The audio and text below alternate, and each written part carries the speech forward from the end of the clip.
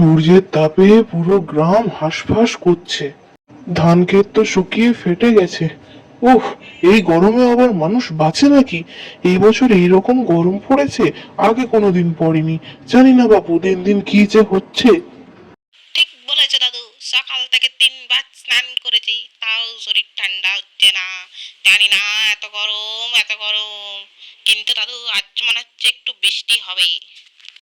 বৃষ্টি হবে বলছিস? তা বুঝলি কি করে? এত তাড়াতাড়ি বুঝে গেলি?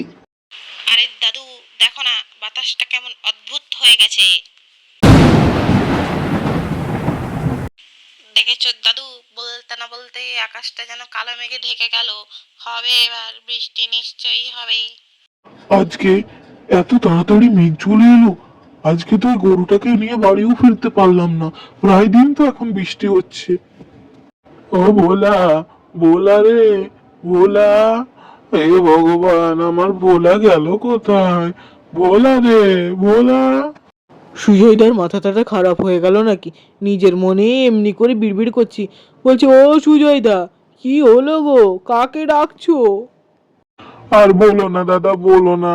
আমার ভোলা হারিয়ে গেল এই মেঘ ঝড় বৃষ্টিতে। কোথায় গেল খুঁজেও পাচ্ছি না। ভোলা? আহ, ও, তোমার ওই গরুটা তো। কেঁদে কি হবে, খোঁজো, চলো একসাথে খোঁজো। ভোলা, কোথায় গেলে? ভোলা, কই রে ভোলা? ফিরে আয়, ফিরে আয়। ও ভোলা, ভোলা।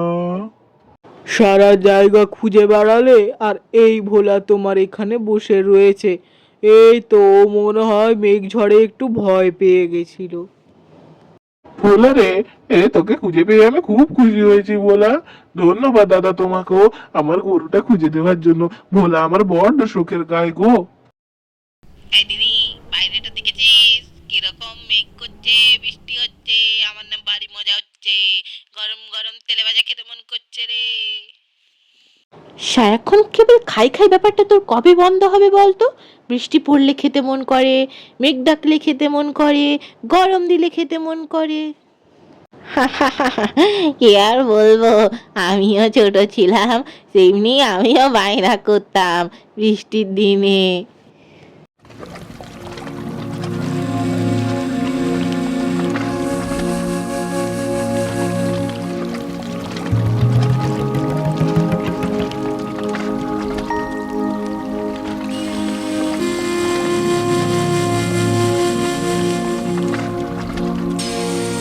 হ্যাঁ গো, এই বৃষ্টির মধ্যে তুমি কোথায় গিয়েছিলে?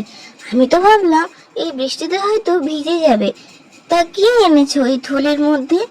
এত বড় থলেতে কি রয়েছে? কই দেখি দেখি। আর বলো না, আমি তো মাসকামারি বাজার আনতে গেছিলাম, মাঝে বৃষ্টি নামিয়ে দিল। আর ওই যে ওই পাড়ার ভোলাটাও হারিয়ে গেছিল। নাও নাও, এই মাসকামারি বাজারটা নাও। ভোলা? ভোলা মানে তো ওই তো পাশের পাড়ার গরুটা তো, তাই না? বড্ড ভালো গাই গো, ভালো করে চোখে খুঁজে পেয়েছো। যাই এবং দেখে নি কি কি আছে এর মধ্যে।